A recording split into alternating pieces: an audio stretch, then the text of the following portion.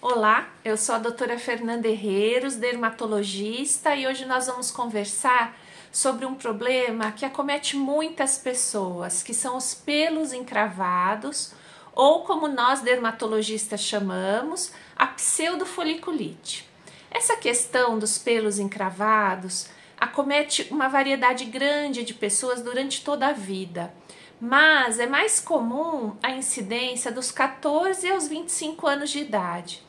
E também começa a ter uma maior prevalência na mulher ao redor dos anos da menopausa, ou seja, pré-menopausa e pós-menopausa, por causa da própria mudança dos hormônios. Então, os hormônios influenciam muito, tanto na espessura da pele, quanto no crescimento dos cabelos. E a gente sabe que quem tem esse problema de encravamento de pelos, seja na axila, na virilha, na região da barba, foliculite da barba, muitas vezes não tem só o problema do encravamento dos pelos. Então, além da questão de ficarem aquelas bolinhas ásperas na pele, aquelas bolinhas vermelhas, inflamadas, até algumas com pontinho de pus, né? Que parece uma cabecinha de alfinete, um pontinho de pus. Muitas dessas pessoas sofrem também com as manchas que ficam depois desse problema na pele. Então, não é apenas o pelo que encrava e fica dentro da pele. Um grande problema também dessas pessoas é o que a gente chama de hiperpigmentação pós-inflamatória.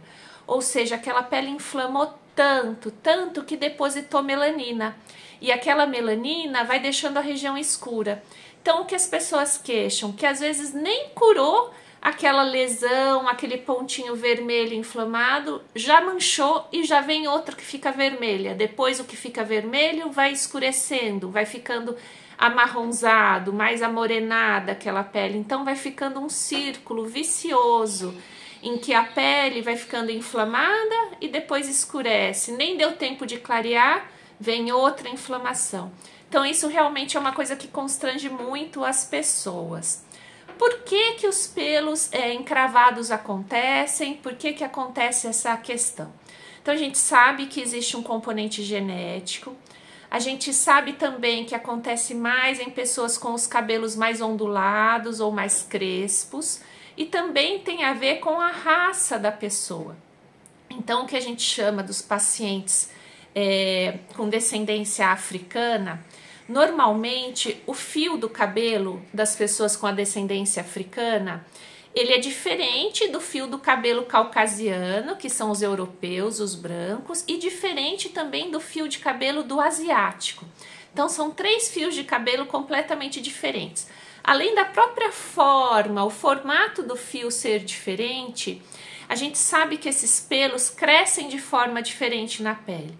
Então, os descendentes de europeus, caucasianos, eles têm um cabelo que cresce formando um ângulo com a pele.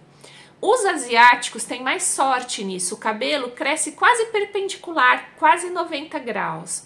E já os descendentes dos africanos, eles têm cabelos que crescem quase paralelos à pele. Então, a chance de encravamento é muito maior. Como que pode acontecer esse encravamento? Então, ele pode acontecer de 2 formas. Na verdade, o pelo encravado ou essa foliculite acontece porque o pelo penetra novamente na pele. Então, pode ser que a gente raspou esse pelo ou depilou e conforme ele vai crescendo, ele se volta porque ele é mais enroladinho e entra de novo na pele. Ou conforme a gente raspou esse pelo e ele ainda tá aqui, não saiu para fora da pele, ele mesmo pode se enrolar e entrar novamente. Então, às vezes ele nem cresceu, nem conseguiu sair da pele, mas ele já faz uma voltinha e entra novamente na região do folículo, gerando aquela pápula, aquele montinho mais alto na pele. E daí forma uma reação de corpo estranho. A pele reconhece esse cabelo dentro dela como se ele fosse um corpo estranho. E por isso que dá aquela bolinha vermelha, inflamada e muitas vezes forma até pus. A gente costumava pedir para as pessoas, se possível, não se raspar ou não se depilar. Mas isso fica muito difícil para algumas profissões. Então, tem algumas profissões que precisam estar com a barba feita todo dia. Ou, às vezes, é uma região de biquíni, que a mulher precisa estar com a região depilada. Então, Então, se a pessoa pode não se depilar nessa região, é melhor. Se a pessoa não tem como não se depilar nessa região, o que a gente pode fazer é pedir para essa pessoa depilar com menor frequência ou fazer a barba com menor frequência. Se isso não for possível ainda, o melhor jeito, ultimamente, para o tratamento dessa condição é a depilação a laser ou com fontes de luz. A depilação a laser, ela costuma remover, não de forma definitiva, como eles falam, mas de uma forma prolongada o folículo piloso. Então, removendo o pelo, a tendência de dar o encravamento é cada vez menor. Existem vários tipos de depilação a laser, vários aparelhos de laser e nós vamos falar deles mais um pouquinho e vamos falar de outras dicas para vocês que às vezes de repente não tem ainda a chance de fazer o laser por um motivo ou outro. Para isso eu peço que vocês se inscrevam no canal, deem o like, que aqui sempre tem conteúdo de qualidade. Eu sou dermatologista, eu tenho doutorado, então sempre é um conteúdo de boa qualidade para vocês. O que a gente pode fazer quando vê que está tendo a foliculite da barba, ou na região da virilha, ou na região da axila, onde quer que seja, e a gente tem que continuar depilando essa região. Na barba, o que a gente costuma falar para os homens é sempre, se possível, molhar primeiro com uma água quente, para fazer uma dilatação dos poros, água morna para quente, e usar espuma de barba. Então, não usar qualquer sabonete, ou às vezes não raspar sem nenhuma espuma.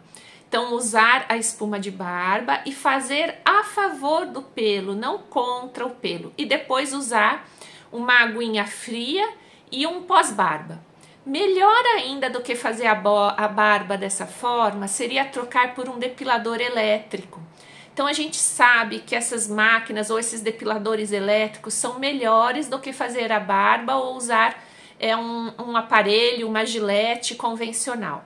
Se for usar um aparelho de barbear convencional do tipo gilete, quanto maior o número de lâminas é melhor. Então, hoje em dia, já tem vários aparelhos com um número de lâminas maiores, isso também é melhor para fazer a barba. Agora, quem já está tendo numa região grande ou numa região corporal, o que pode ser feito? Se está tendo muito pus, muito pontinhos de infecção, o melhor é procurar o seu dermatologista. Ou se isso está recorrente, o melhor é procurar o seu dermatologista. Porque daí ele pode te indicar algum sabonete próprio. Muitas vezes ele vai te indicar um sabonete antibacteriano antes de você fazer a sua depilação ou a sua raspagem. Aqueles sabonetes que dizem que diminuem bem o número de bactérias do corpo. Ou se for uma coisa localizada, pode ser tentado o uso de um antibiótico. Existem cremes de antibiótico na farmácia que pode ser colocado só naquele pontinho que está inflamado. Ou às vezes ele pode manipular ou pedir para você usar um produto chamado peróxido de benzoíla. O peróxido de benzoíla a gente usa muito para acne também, então é uma patologia, né? O encravamento dos pelos tem algum fundamento parecido com o da acne, então o peróxido de benzoíla, por diminuir população bacteriana, por deixar essa pele mais fininha para o pelo poder sair, também pode ser prescrito, assim como os ácidos. Então, muitas vezes o seu dermatologista pode pedir para você usar um ácido glicólico, um ácido salicílico, para deixar a pele mais fininha e o pelo sair com mais facilidade, não ficar encravando tanto. E além do mais, os ácidos, o glicólico, o salicílico, o mandélico ou até o retinóico, eles vão ter a função não só de afinar a pele, mas de clarear essa pele. Então, às vezes, essa pele está com um aspecto áspero, feio, dessas inflamações contínuas. Então, o ácido também pode ajudar muito nessa situação. Casos mais graves, o dermatologista entra com antibiótico via oral. Não porque seja uma região muito cheia de bactérias, mas em dermatologia a gente usa muito antibiótico via oral de uma forma diferente, para deixar essa glândula sebácea em repouso. E a glândula sebácea sempre está ligada a um pelinho e diminuir também essa inflamação. E usa o antibiótico também como um anti-inflamatório. E casos mais graves, a gente vai usar até a isotretinoína ou o Roacutan, que é aquela substância que já é utilizada para acne mais grave. Bom, mas como eu prometi para vocês, nós vamos falar de laser para depilação e vamos falar de fontes de luz para depilação, que eu acho que é um assunto que interessa a todo mundo hoje em dia, né? Quem não quer saber mais de depilação a laser? Realmente, para foliculite, pseudofoliculite, seja na barba, seja na axila, seja na região da virilha, das pernas, é um instrumento muito interessante que a gente pode lançar mão. Então, se a gente diminui o número de pelos no local, a gente diminui essa inflamação. Então, quem tem condições financeiras ou mora numa cidade que tenha fonte fácil de laser, é um ótimo tratamento. Existem os lasers que são compatíveis com todos os tipos de pele. Existem lasers que só vão bem para pele branca. Então é bom você conversar com o seu dermatologista antes. O laser faz a destruição do folículo piloso e por isso ele é muito mais resolutivo a longo prazo do que você fazer só a depilação convencional. Qual é a diferença do laser para uma luz pulsada? A luz pulsada também pode ser usada para depilação e eu posso dizer que é excelente. Antigamente a gente fazia muita depilação com luz pulsada, em vários lugares ainda se faz. Uma grande diferença é que o laser geralmente ele tem um alvo único, no caso o pelo. A luz pulsada tem vários alvos, então ela pega o pelo, às vezes pega uma manchinha, pega um vasinho, mas ela também é eficaz. Só que a luz pulsada leva mais sessões para fazer o trabalho que o laser faz em menos sessões. Ainda não tem um consenso na literatura de quantas sessões são necessárias para a pessoa ficar livre ou pelo menos ter um alívio da foliculite, mas o que a gente vê na prática clínica, que muitas vezes a pessoa ainda tem pelos, mas dela já está fazendo umas 4, 5 sessões, ela já está bem melhor da foliculite, mas isso não é um consenso. Não é bom fazer na pele bronzeada, então isso é um cuidado que vocês têm que ter. Mas se você puder investir no laser, eu não tenho conflito de interesse nenhum, eu não tenho o laser de depilação na minha clínica, por exemplo, mas quem pode investir em laser e tem foliculite de repetição é muito bom. Uma coisa que eu esqueci de falar para vocês, que os pacientes sempre me perguntam, é sobre esfoliação na área da foliculite. Então, esfoliar uma vez por semana é muito interessante, desde que não seja feito com bucha. A bucha vegetal, se você passa numa região que está cheia de inflamação e leva para outro local, você pode estar levando aquela inflamação. E depois ela fica no banheiro, úmida, e acaba ainda mantendo aquelas bactérias. Então não é legal você esfoliar com a bucha vegetal. É legal esfoliar a área de foliculite para deixar essa pele mais fininha uma vez por semana?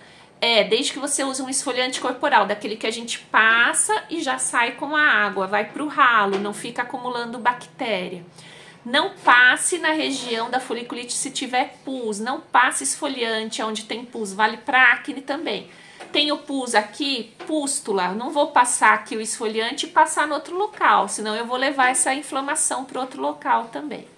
Então, até você consultar o seu dermatologista de confiança, o que você pode fazer na área de foliculite sem pus? Esfoliar uma vez por semana com um esfoliante corporal e pode usar um hidratante com ureia.